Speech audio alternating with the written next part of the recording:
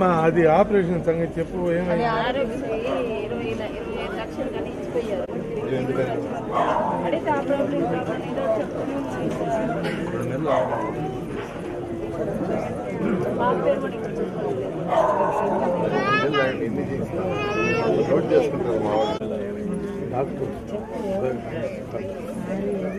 మీరు వాళ్ళందరూ ఫ్యాన్ స్పీడ్గా తిరగద్దని వేస్తారు. అందరూ ఫ్యాన్ స్పీడ్ అది స్లో అయిపోయింది.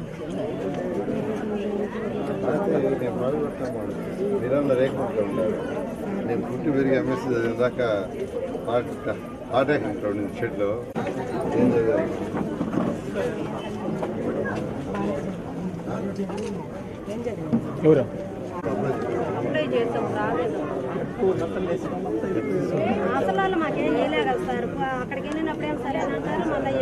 సచివాలయం పోతే ఓకే అంటారు సార్.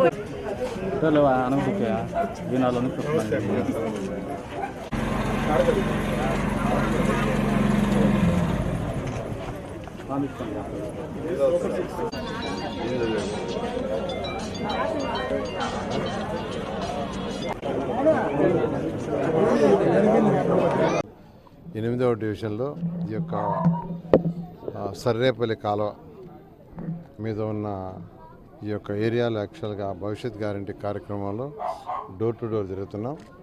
నిన్న నైట్ కూడా యాక్చువల్గా ఒక 250 ఇళ్ళు తిరిగాను.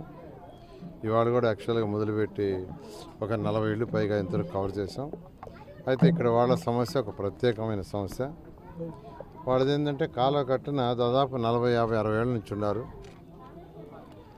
వాళ్ళకి పట్టాలంటూ లేవు. ఇచ్చిన పట్టాలు యాక్చువల్గా అవి చల్లవు.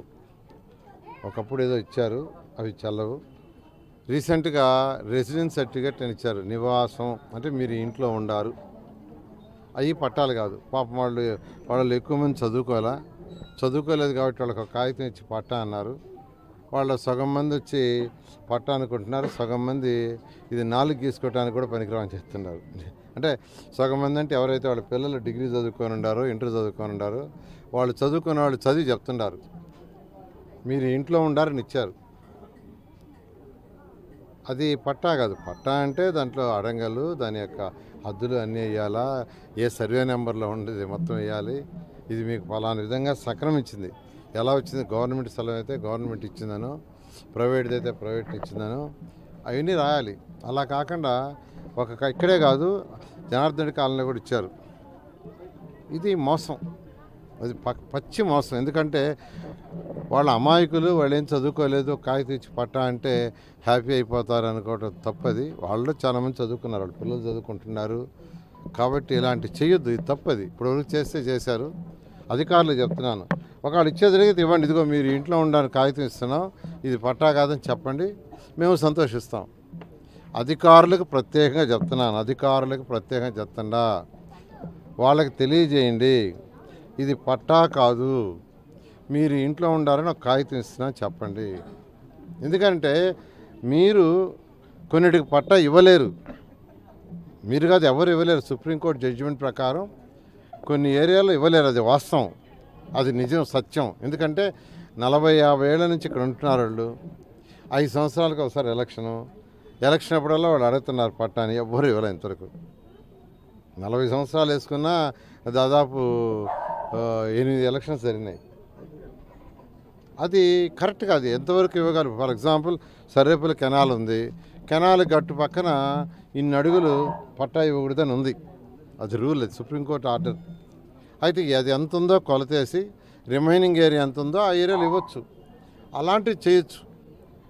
అంతేగాని మీరు ఏదో ఇచ్చేసి ప్రజల్ని మభ్యపెట్టి మాత్రం చేయొద్దని చెప్తున్నాను. నేను అందరికీ ఓపెన్గా చెప్తున్నా, వాళ్ళు పట్టాలు ఇప్పించండి సార్, మీరైతే ఇప్పించగలరంటే నేను ఒకటి చెప్తున్నా, మా కాలువ గట్టున ఎంత స్థలం వదిలేయాలో అంత వదిలేసి మిగతా స్థలం ఎంత ఉంటే అంతవరకు ఇప్పించేదానికి ఖచ్చితంగా ప్రయత్నిస్తాను. ఆ వంతు వాళ్ళ అధికారులు తీసుకొచ్చి ఇక్కడే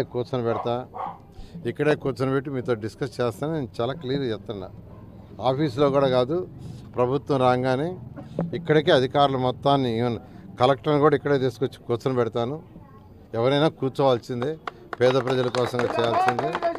ఖచ్చితంగా ఎంతవరకు మనం సహాయం చేయగలమో ఖచ్చితంగా చేస్తాను. ఎందుకంటే నేను పుట్టి పెరిగింది ఒక తాటాకు గుడిసెలో. నేను పుడతానే గొప్పవాడిని కాదు. హరినాథపురంలో ఉన్న ఎంఎస్సి పాస్ అయ్యి ట్యూషన్లు స్టార్ట్ చేసింది కూడా అక్కడే. ఆనం వెంకటరమణారెడ్డి ట్యూషన్లు స్టార్ట్ చేసింది దాంట్లోనే, ఆ తాటాకుల గుడిసెలోనే. కాబట్టి నాకు ఆ బాధ తెలుసు. వర్షం వచ్చినప్పుడు ఆ నీళ్లు కింద పడుతుంటే కింద దబాలు పెట్టి బయట పోసుకునే వాళ్ళం మేము. కాబట్టి నాకు తెలుసు. కాబట్టి 43,000 ఇల్లు నేను కట్టా. ఎవరు అడగల నీ కట్టమని, ఒక్కరు అడగల. నేనే అధికారులను అడిగా, నిరుపేదలు ఎంతమంది ఉన్నారు, ఎన్ని ఇళ్ళు కావాలంటే 43,000 అన్నారు. 43,000 శాంక్షన్ చేశాం. కానీ వాటిని సరిగ్గా ఇవ్వక నాశనం చేశారు. రాగానే ఫస్ట్ దాన్నే టేకప్ చేస్తాం. ఎవరెవరికి ఇవ్వాలో ఇస్తాం. అధికారులకు మాత్రం నేను చెప్తున్నాను, మీరు తప్పు చేయొద్దు. మీరు అధికారులు, మీరు 30 సంవత్సరాలు సర్వీస్లో ఉంటారు. మేము 5 సంవత్సరాలకు ఒకసారి ఎలక్షన్కి పోవాలా, ప్రజలు మా మీద నమ్మకం ఉంటే గెలిపిస్తారు, లేదంటే పక్కన పెడతారు. కాబట్టి మీరు తప్పు చేయొద్దు. తప్పు చేస్తే తిరుపతిలో ఎలా అయితే ఆ జాయింట్ కలెక్టర్లు వాళ్ళు సస్పెండ్ అయ్యారు, మీరు కూడా అవుతారు. నేను మీడియా అందరికీ చెప్తుండా, నాయకుల మాటిని ఎలక్షన్లో ఓటర్స్ లిస్టులో తప్పులు చేస్తే వాళ్ళందరినీ సస్పెండ్ చేశారు. మీరు అలా చేయొద్దు, దయవించి చేయొద్దు. మరెన్నో వీడియోల కోసం మా ఛానల్ ని సబ్స్క్రైబ్ చేసుకుని పక్కనే ఉన్న బెల్ ఐకాన్ ని క్లిక్ చేసి యాక్టివేట్ చేసుకోండి.